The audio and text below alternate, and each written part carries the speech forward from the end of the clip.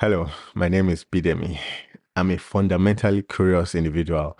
I learn by talking to people from all walks of life, and that shows up here on the Big Picture podcast. So, with my background in academia, technology, and cybersecurity, my goal is simple: to help you build a healthier relationship with technology, whether it's your devices or emerging tools like AI, and ultimately how all of that shows up in your everyday life. So I do that through honest conversations with experts, founders, and problem solvers, in addition to deep dives on the topics that actually affect you. If you've made it this far, thank you. Whether you've been here since I started recording on January 11, 2021, or you are listening because a friend shared an episode on your group chat, every single play reminds me why I started. Today, this show reaches 193 countries, and that is because of you. So here is a small favor that would make a big difference. If you listen regularly, but for some reason you haven't followed or subscribed yet, please tap follow or subscribe on your favorite podcast app. And then share this episode or your favorite episode with one person who would find it useful. Right now, less than 30% of regular listeners follow the show. Joining that group helps me keep bringing you thoughtful conversations and timely deep dives in technology, cybersecurity, and everything in between. I promise to keep showing up every week with my very best and with guests that you actually want to hear from. So thank you for listening, thank you for sharing, and thank you for being part of the Big Picture community.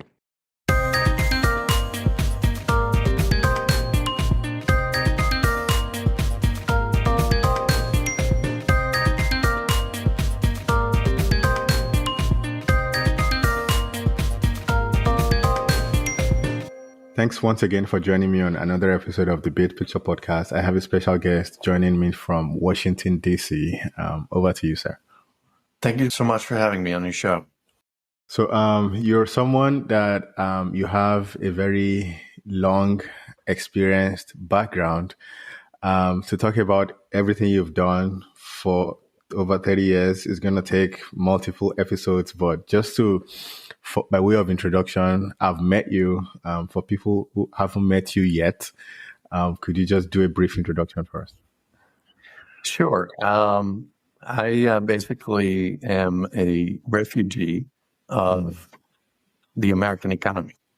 And since that I came here with an American dream, I was born and raised in Israel, and I wanted to be a journalist, and went to Temple University in Philadelphia at age 21, which meant I had to spend time with first-time college students that were just first out of the home.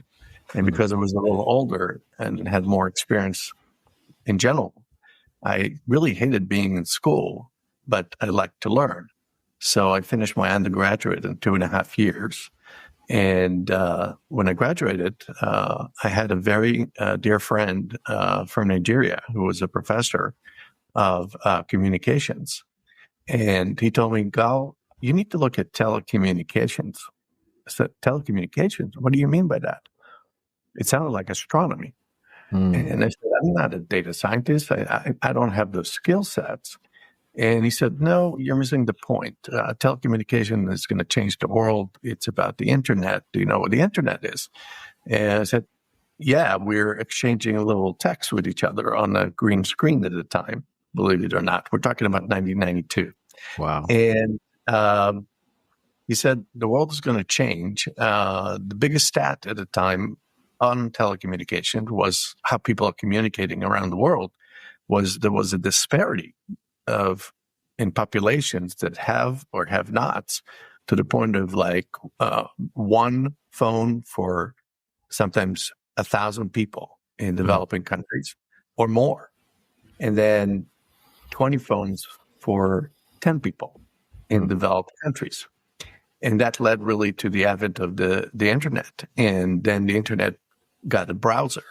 And that's where I went on to get a techno MBA at George Mason University, which is located right outside Washington, D.C. in Fairfax, Virginia. And what was interesting was that degree was a combination of understanding international business and understanding the economics of the internet, and combining it with let's call it a level 102 of understanding about what's going on in the data science part of it and how the world is going to look differently. So imagine 30 years later, looking at the book that you had to read for school, and the last chapter of the book says, someday in the future, everybody will have a monitor in their house, and they're going to communicate via video. They're going to do all their shopping that way. And it sounds like science fiction. But lo and behold, it was very true. And this is kind of what we're doing now. We're actually on a video podcast. Right. And we're talking about how the world has changed. So fast forwarding, I graduated with the MBA degree. And then only to find out that there are really no jobs for people like me. I was kind of an odd duck. I didn't fit into engineering. I didn't fit into, kind of business management, because I wasn't interested in it, because I wasn't a creative person and always kind of creative thinker and really kind of a man of my words, if you will. And I was a new immigrant to the country. So with a weird name like Gal that nobody knew what it meant, with having no network of friends, like everybody else, that helped them make today's LinkedIn connections, if you will. I had to really kind of deal with the fact that I was looking at classifieds and there was nothing there, until I got lucky enough to find one ad that said a telecommunication company is looking for a marketing communication assistant. And then that company wound up being a $20 million company that sold computer telephone integration, which was kind of the first integration of telephony and voice over IP with office systems. And the president and the vice president, who were co-owners of the company, said, Gal, we want to communicate with our customers. We want you to establish a newsletter. We want you to establish more ways for us to learn what the customers want and then highlight their success. That's really how the job started.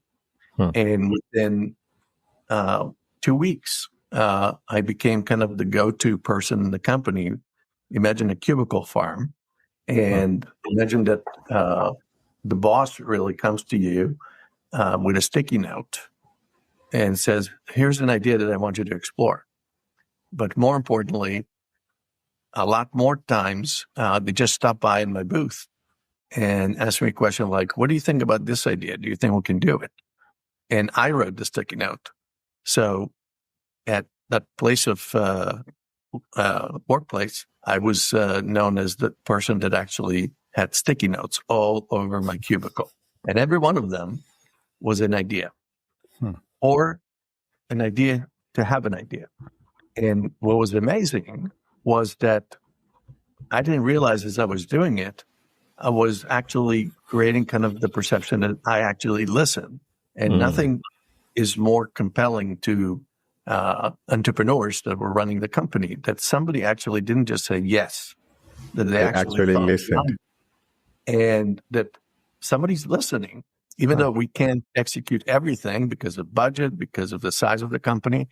And that really kind of was an amazing moment in time, followed by what transpired, which was I had to hire advertising and marketing agencies to help, because there was no graphic design, there was no content creators at the time. It was all basically me doing it, but somebody has to design, somebody has to do something, right? So when agencies came to our office, to a $20 million company, which is a small company by all means, and only one marketing person,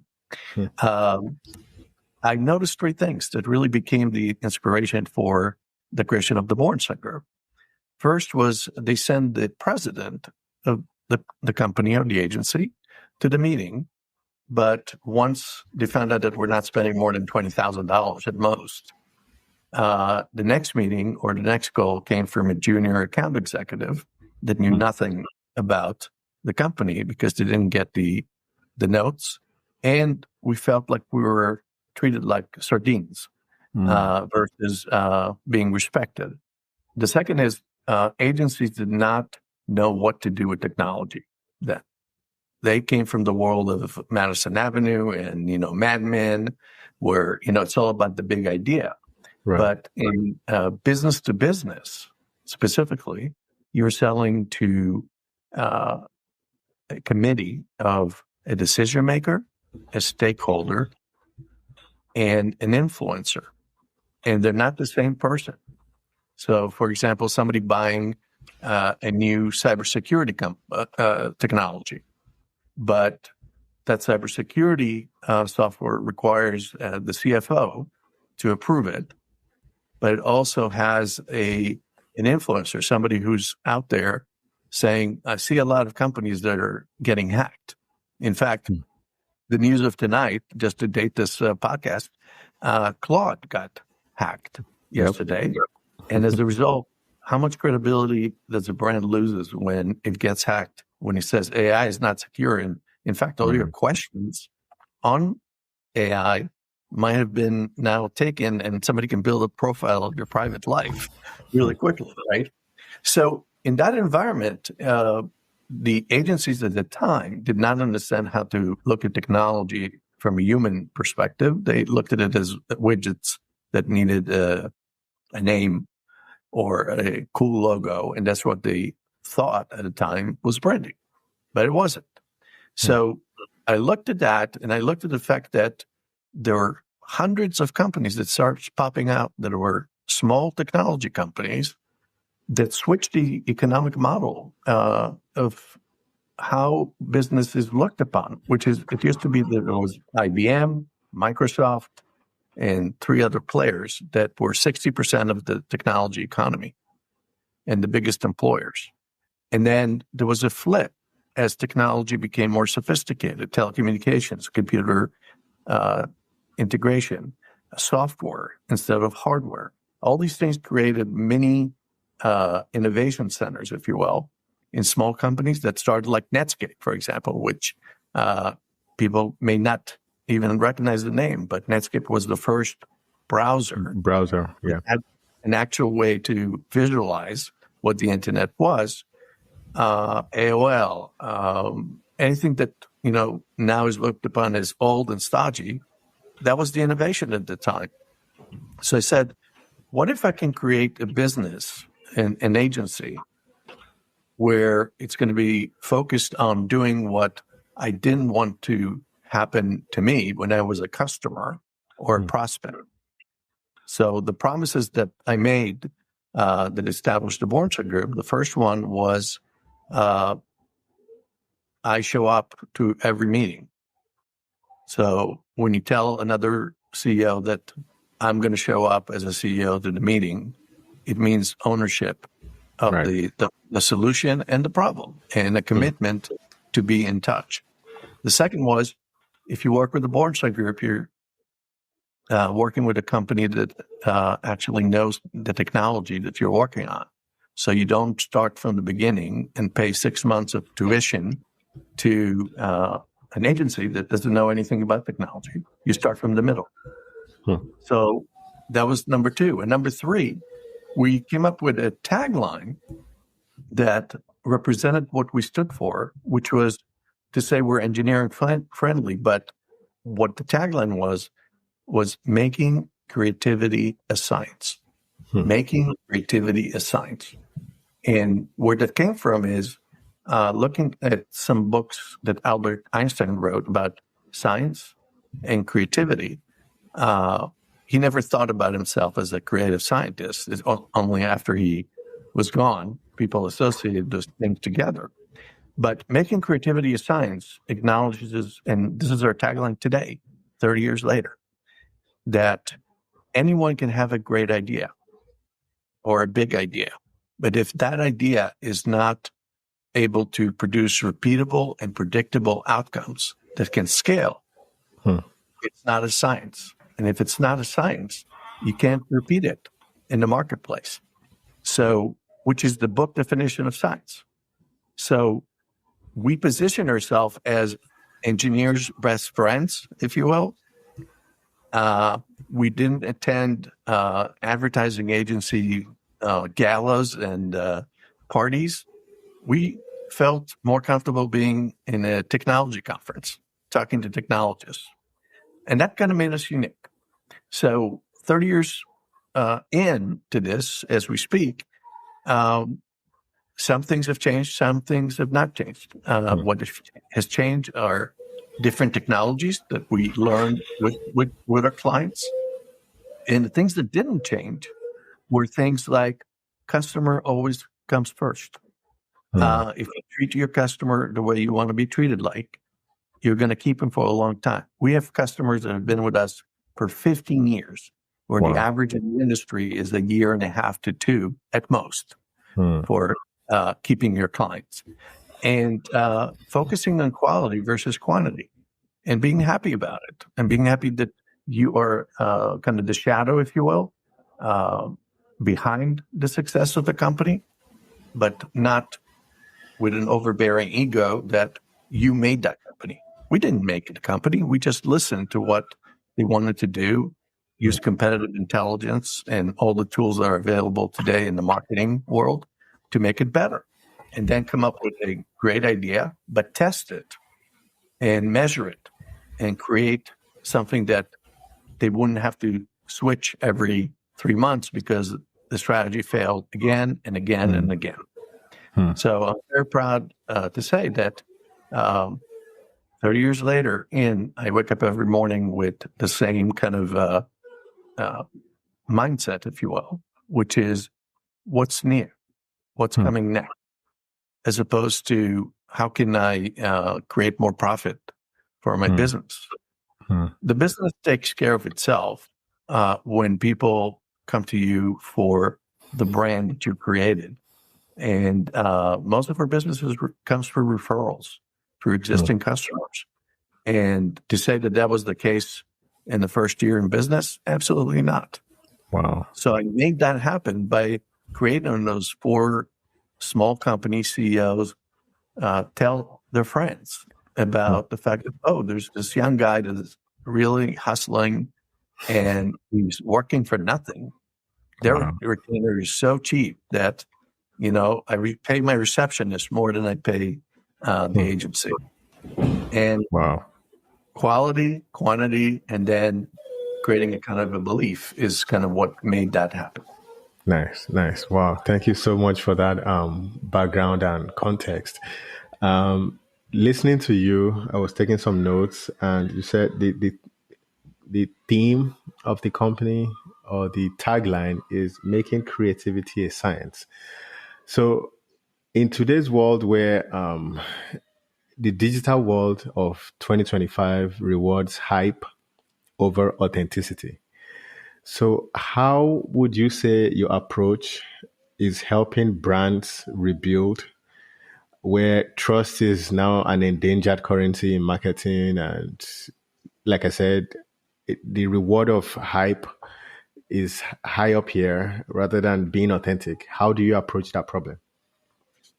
Well, in the heart of everything that you just asked is, what is the role of trust? The role of trust used to be very transactional in nature. You trusted somebody well enough if their credit card FICO score was good enough, for example, right? But you didn't trust them if they had 400 points lower than what it needs to be, even though it was the same person with the same character, right? So if you think about it on a consumer level and you take it to a company, and let's basically use, for example, an enterprise IT software company that sells stuff to corporate America and has thousands of employees. What has changed dramatically was that people used to need to trust one or two or three things, and typically it was called the narrative that the company puts out there, which meant, we're simply the best, or we're the fastest delivery service, or we are the best quality manufacturer in A, B, and C. And all these things were one-way communications. This was called marketing. It was called advertising. It was called public relations and branding, for that matter. Here comes the digital world and AI, and suddenly the narrative that was formed by the company is now exposed to counter channels that live in the real world, like product review sites, employee review sites. What used to be one critique of a product now is force multiplied into 10,000 reviews and Reddit comments about your company's products and services. So the challenge in the access really that has changed things is that you do not own your narrative anymore if you're a brand in the marketplace. I don't care if it's a product or a service. And the first thing you have to do is really kind of look at what do you do to listen to what the world is telling you, and then create something that I call trust index. Is essentially creating your own value system of what is important to you as a company, which typically starts with the company values and mission and really kind of the culture of the company. Then take it and compare to what you're promising to the marketplace. Then bring in and import the information of what the market is telling you. So, for example, imagine a company that says, we have the best employee culture, come work with us or for us. And then conversely, all the employer reviews are horrible. They say the company is it really doesn't pay on time. They don't give us any PTO. We work 24 hours a day. And the technology, by the way, is obsolete. And we don't understand how they still sell it as new ones. This is the reality in one scenario that could really kind of tank a company's brand really quickly because it didn't really listen to what the other side of the narrative is.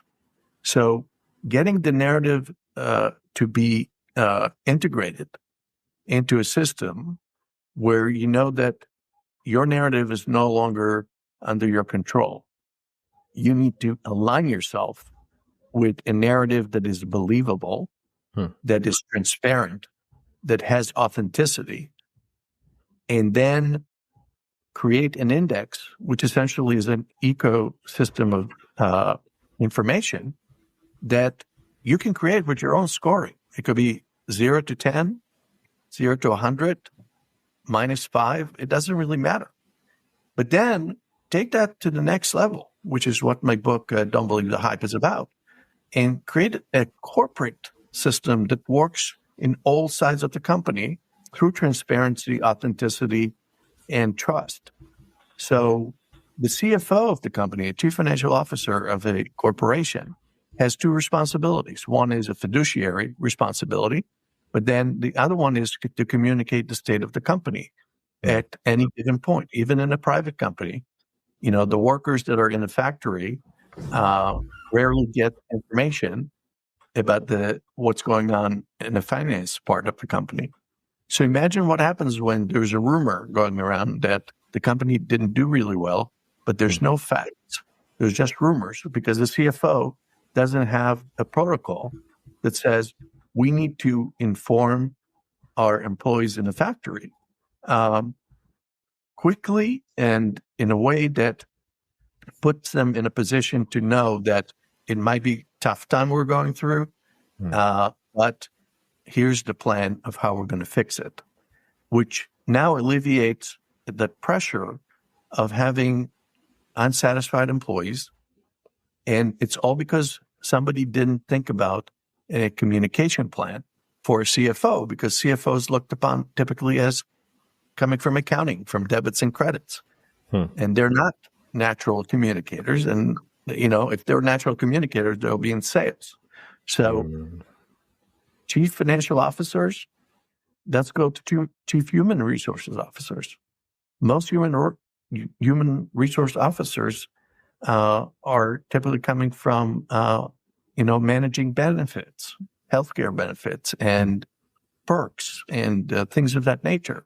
And only in the last 2-3 years, the term chief people officer has come around to kind of rebrand it as somebody that basically listens to the people in the company and kind of creates a corporate culture that is winning. But what happens when there is a crisis? How do you communicate that down and up the food chain? And how do you really kind of create a narrative that is believable? Well, the answer is, in one of situations, was to create an employee advisory council.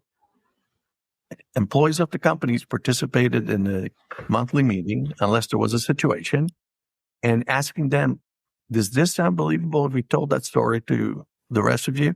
Or you had to tell that story to your buddies in the factory or in the management consulting office? And if they say, we don't believe it, then work on how to make it believable, which again can happen when you tell and create a narrative that is based on facts. The facts might be, it's bad news. But even when it's bad news, if you communicate effectively and it's believable and transparent, and you say, this is how we're going to fix it, even the worst day in a company could earn new champions because you actually told them the truth. Conversely, when companies grow and it's all about success communication should come from the CEO. And because the CEO typically, especially in the tech sector, is an evangelist, is somebody whose job to kind of get the message out and be authentic and kind of become the persona of the company. But in many, many companies, the technologists are not evangelists. They are not good communicators. They're very, very smart, and they're the right person that I would hire to and rely upon with my life for any kind of technological advancement. But at the same time, if they don't communicate to their employees and to the marketplace in a way that matches up with the trust index that I just described, they keep on pushing the idea that, for example, they're the fastest company in the service industry, for example. And the index shows that that's not what people believe.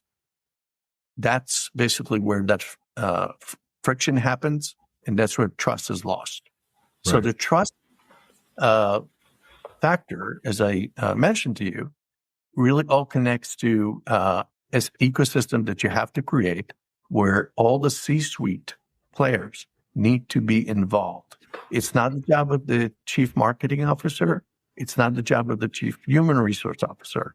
It's the job of the entire management team to understand that if they don't create a system of checks and balances and then find how to validate and listen to what the external narrative is through social media, through surveys, through checking sites that have information about them, they're missing the whole opportunity to really become better and have less turnover of employees and more corporate culture that is winning, which in fact is the single most important thing that people are looking for, especially in the Gen Z generation, which is all about optics.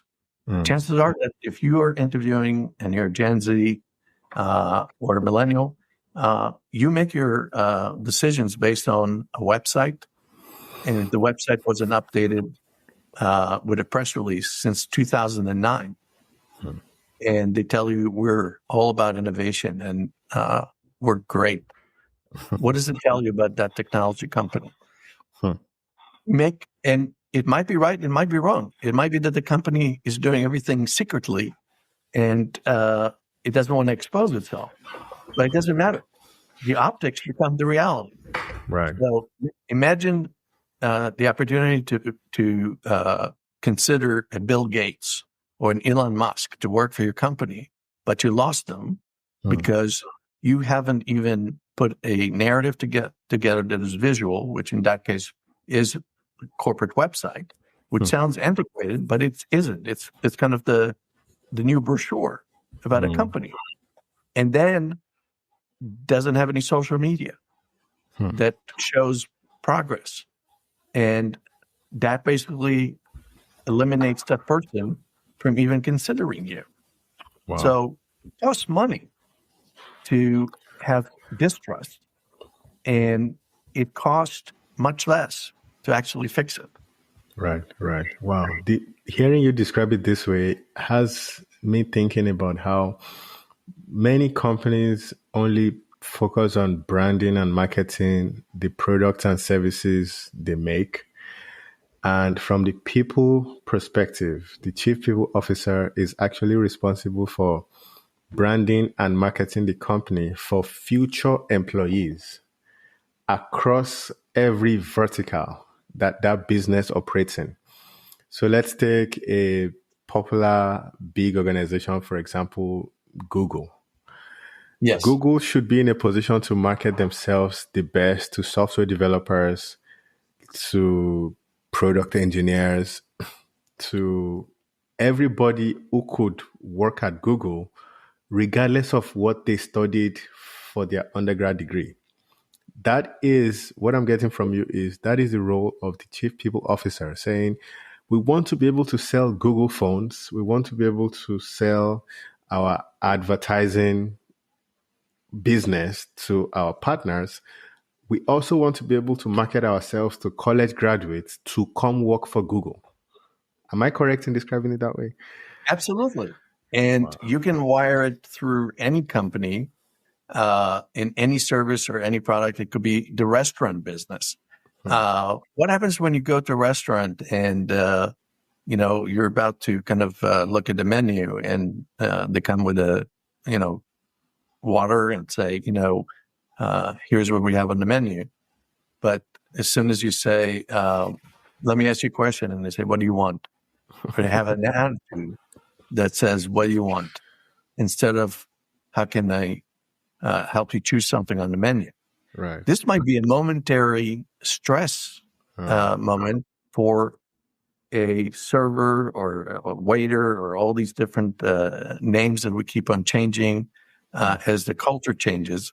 But that single person can ruin the brand of an entire restaurant chain if somebody caught it on a social media feed when they were filming their friends in another table, but it happened to include that very terse conversation. And suddenly the narrative, as I mentioned to you before, we're very warm and friendly. And then what do you want? Narrative could change the entire brand and take brands down and then bring others up because they basically listened to what happened and said, we're going to train our employees to reflect our company culture. And that means, for example, that we're not going to be too pushy. There used to be a very successful restaurant franchise called TGI Fridays. It's still around, but it's not in its top days of glory, if you will. Right. And I can always remember that whenever I sat down in that restaurant, which had, by the way, great food, great American burgers and onion rings and all the things that kind of people like with their beer if they're watching sports on TV. But what I remember is every time I came to that restaurant in any place, they were upselling and upselling and upselling. As soon as they brought a dish, they basically already told you how you can basically double it. And I was just want to be left alone, just enjoy a conversation. And I could never have a conversation that was more than 5 minutes without having somebody in uniform coming to me and saying, can I get you more? Can I double what you need? What you need? And they didn't really ask. I was kind of like forced to accept it because I wanted the conversation with my friend to continue. Wow. So that's an extreme example, but and maybe my example, but that happens in many service industries, and in products, you typically have a specific usage or an opportunity to really define what the product does.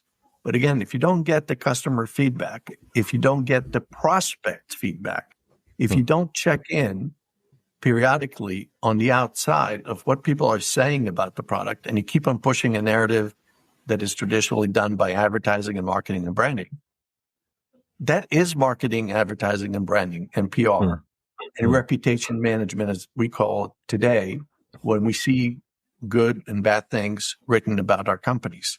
Right. So having trust in the middle of it, which says, I need to trust internally and I need to trust externally, and I need to figure out how to eliminate any gaps that I'm seeing instead of hiding it and continuously creating kind of a perpetual lie that eventually gets exposed one way or the other when an event that is not in our control, especially in any economy, as you know, the stock market goes up, the stock market goes down, Right. and you have no control over it. So a large company can crash for no reason other than it was a bad day. So if you have that corporate culture that informs employees and is transparent and shares authenticity together in good and bad days, that company is going to survive.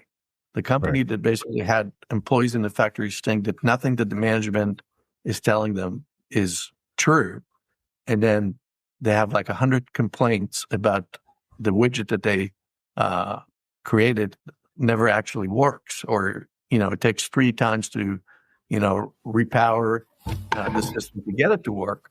That's the company that's going to fail.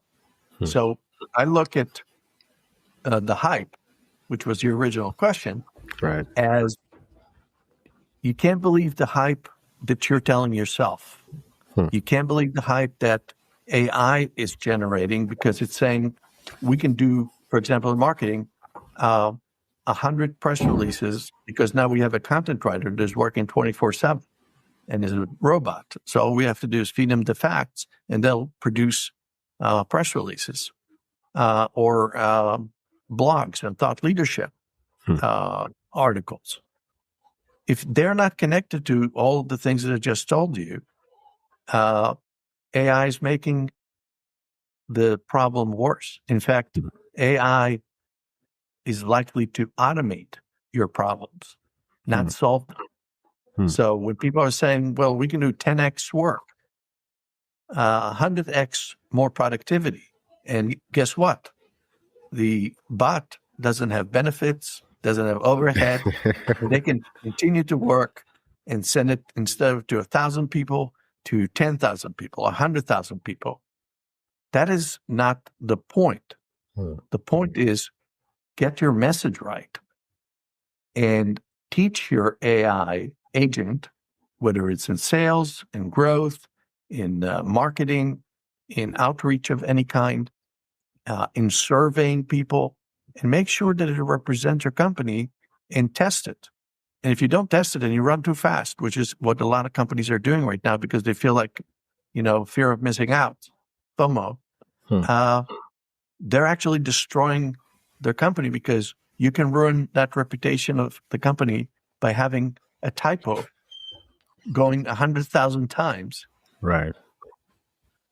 Because somebody didn't look at it. Scaled errors, basically. Yes. Wow. It's what we call getting to a critical mass, and force multiplier. Essentially, force multipliers are typically done for good, but with AI, which I fully embrace, and I think is the greatest thing that has happened in a very long time, in seismic way of the Industrial Revolution stage. At the end of the day, AI is not a human. AI does not have emotions. AI does not have cognitive, psychological factors that make judgment the key in what you're sending out. And you basically can force multiply something great or basically extend an error to be the demise of your brand. Right, right. So to stay on the topic of AI, there is this thing I describe as the AI authenticity paradox. So basically, AI is boosting output, but then of course it's also breeding skepticism for those who know where to pay attention to regarding AI productivity. So how can leaders use AI without losing the human connection? How do you label AI assisted content in terms of branding, marketing, and PR? And where do you do that labeling? Well, I think that you kind of answered the question by asking that question. Um, the entire system of being a company, unless you're a credit card company that really is all about financial transactions and no human interaction, it has to start by having human interaction and human-centered design. And if you start by human-centered design, that means that there are going to be different reactions from different point of view. And if you don't bring those considerations into your system design, and you design an AI agent, for example, to generate leads, to outreach manufacturers that can help your product grow through reselling channels, ABM, account-based management, whatever it may be. If you design the system without having that customer profile in front of you, which I call the psychological customer profile, that says they hate this, they like this, they don't like this, they need to be educated about this new thing, and create a human persona that you're marketing to, and you let AI do it for you, which is very tempting, that's where I see most of the problems. And when it comes to, as you asked, in the advertising world, in the marketing world, especially in the marketing world, where content marketing is really the hot word of the day, thought leadership is basically out the window, because you can generate 100 articles, but nobody's reading them because they're robotic. They don't really express an opinion about anything. They're just giving you the information and the data the way a robot thinks. And in order to be a thought leader, slash having a philosophy, slash having a methodology, your words and your persona have to be embedded in that content. So the content might be generated faster, but again, it goes back to, what are you saying? What is the value and the meaning of what you're saying? And does that align with your audience? Or it's just basically junk that becomes multiple blogs, multiple press releases, multiple posts on LinkedIn. All these things are being done now, but suddenly it's kind of a tornado because everybody believes that productivity equals success. And in this case, the AI agents are essentially destroying the authenticity of the authors that are relying on it to actually get their name and their brand to be believable and resilient. So, in terms of a crisis playbook, to do a kind of case study, I know you mentioned in your book the first 24-hour after a crisis is the most important time frame. Let's say there is a data breach, an AI hallucination, or a PR storm. What should a company's command center, if you will, do within that first critical 24 hours? The first thing they have to do is really create a command control center, which is really borrowed from military way of dealing with multiple crises at the same time when you're in that kind of a theater of war and you don't know who's shooting at you and it's the dark of the night and, somebody stole a Jeep, whatever it may be in kind of in warfare, being in a crisis that affects your brand because of a hack, for example, like you mentioned, uh, you need to establish a command control where you have those executives that I mentioned before that trust each other and know what the data is as a foundation of what is our truth, what is actually is our core belief in our company, in our values. And then you bring in the crisis people that know the technology. And what you need to do with them is really talk about what is the impact on our customers? What is their impact on our investors? What is the impact on our employees' morale when they hear tomorrow morning that, we got completely compromised and we're a cybersecurity company for that matter? And what you need to do then is look at the narrative.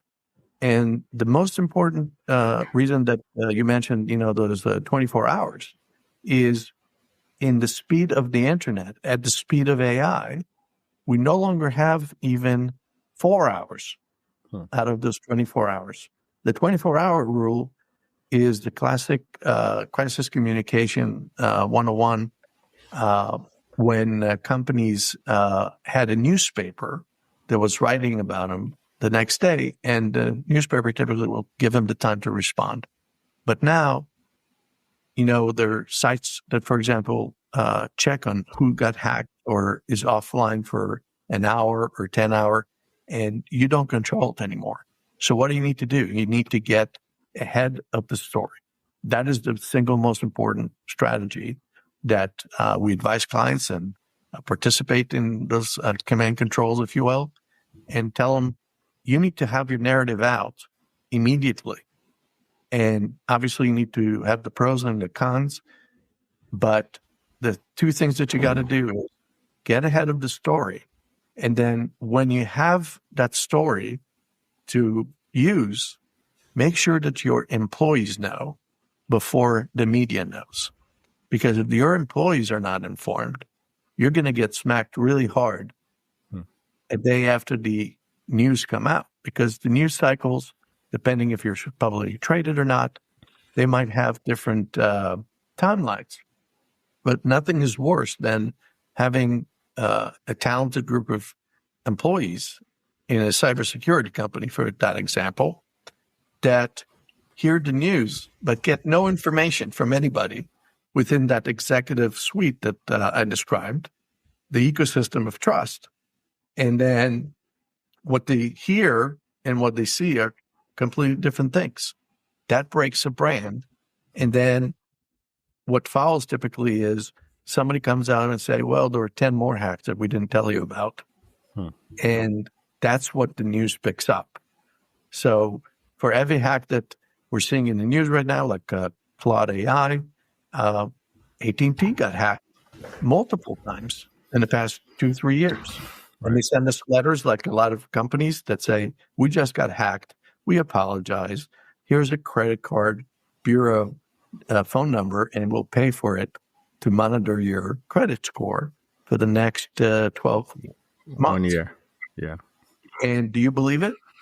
Do you No. believe that actually builds trust? No, it's basically delegating or relegating the responsibility to somebody else without saying, we own it, we're going to fix it, and we're going to update you when it gets fixed. So, to be mindful of your time, nowadays we see a lot of startups building so many different products and services on top of AI. And I was just going to ask you, as you were describing how marketing and branding and PR should basically work hand in hand. But nowadays we see, like I said, AI enabled startups. So what would you advise an AI enabled marketing team to be their operating model in terms of strategy to content to sales enablement? The single most important thing would be to, like you kind of adjusted in what you just said, is to make sure that the product development team in that startup is working with the marketing and branding folks in tandem, because you're creating a narrative that is supposed to motivate people, is supposed to create excitement in the marketplace, and that can also be looked upon as kind of a 360 angles situation where there are different sides to the story. So your story of your AI technology advancement might be great, but if it's not tested by what people believe outside, or you never checked that there's 1,000 companies that are doing exactly what you're doing and you don't come up with a unique value proposition, you're likely to basically be swallowed by the other companies in terms of the attention that you're going to get. So being involved in product development early on for the marketing people and the branding people and the messaging people gives them the opportunities to check and verify what are the things that are being missed while the technology is being developed. And to make sure that for every promise that you make, you can actually create a differentiation. I like to use with our customers that formulaic sentence, which is, after you tell me how great you are, tell me, unlike X, Y, and Z, we do things A, B, and C better or faster or cheaper or whatever it may be. And if you can't say unlike and know who your competition is, not your perceived competition, but your competition, which could be ignorance, meaning nobody ever had a product in that category, or you think that you're competing with AT&T when you're a small guppy that essentially competing with other unicorns, you're likely to be not positioned well to take it to the marketplace. So AI really can enable the development of technology to connect through Zapier different plugins, right? But the final handshake of a reality is your message believable? Did it go through the test, the stress test that we're talking about?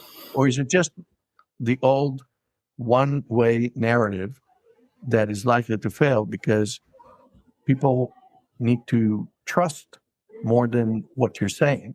They need to see social proof. They need to be seeing evidence. And evidence could be a podcast with the product engineer that is not your communicator star, but they're real.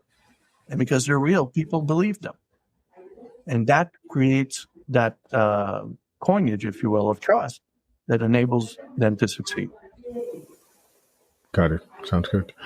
So, to basically start to wrap up here, I wanted to touch on one last thing: disinformation, deepfakes, and fake reviews.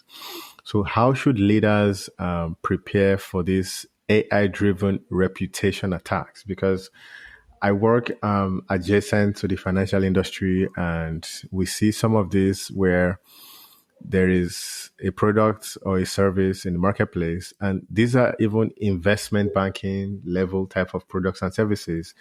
Before you know it, there is a website somewhere, an obscure website. It's not designed to even be visible.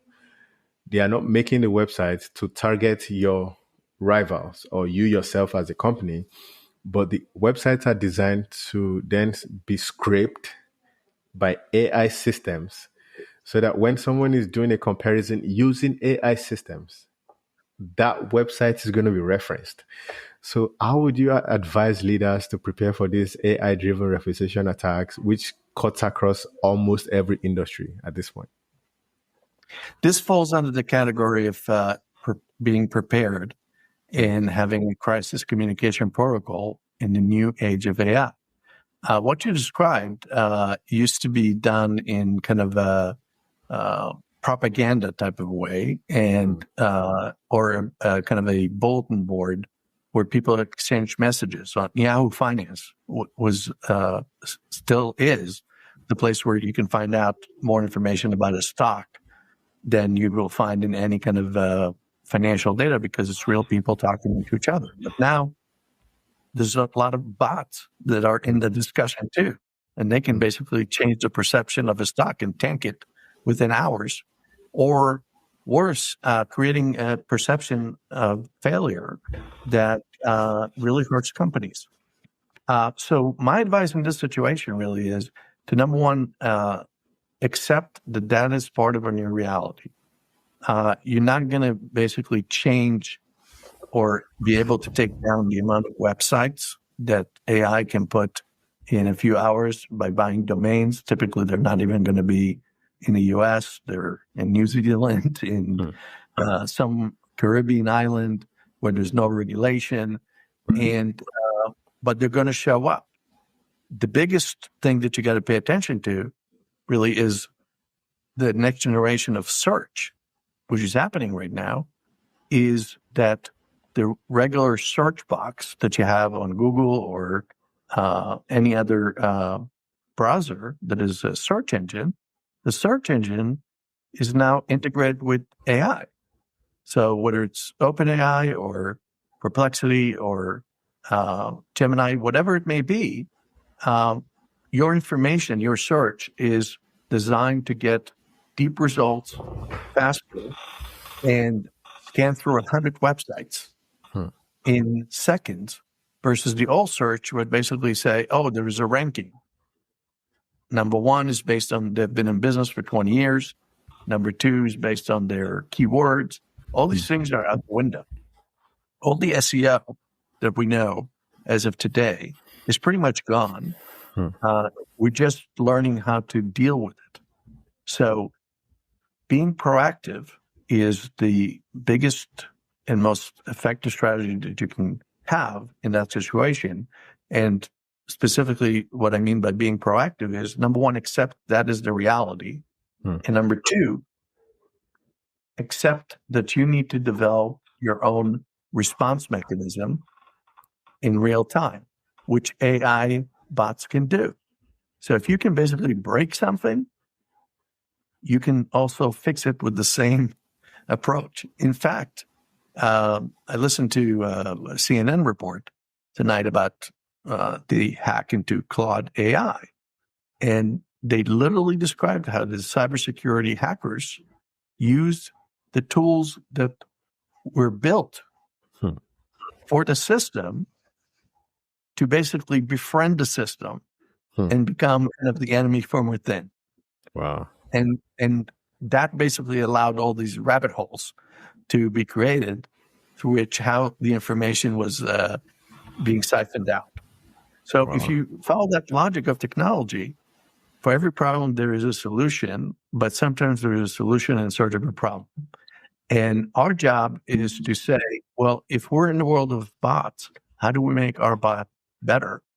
And in communication, typically, and in crisis communication, like you're just mentioning, which can hurt the stock, can hurt an investment banking reputation, can create fake news that throws out the agenda of a company, you should have a crisis communication bot that already is doing the counter listening in real time, and not something that comes to the desk of your CEO in 72 hours and saying, hey, look at all these links that I collected for you. Bad news. It's too late right now. Wow. This has been so insightful. And like I was describing to you before we started recording, I would want to have you on sometime in the new year, because we didn't even touch on so many things. For example, regulation and geopolitics. We didn't talk about budgeting, and I wanted to do a case study on a 100-day trust accelerator. We didn't have a chance to do that. So many things that I personally would want to ask you. And again, I wouldn't mind if you can, carve out some time, just like we did now in the new year, and just bring you back on. Thank you so much.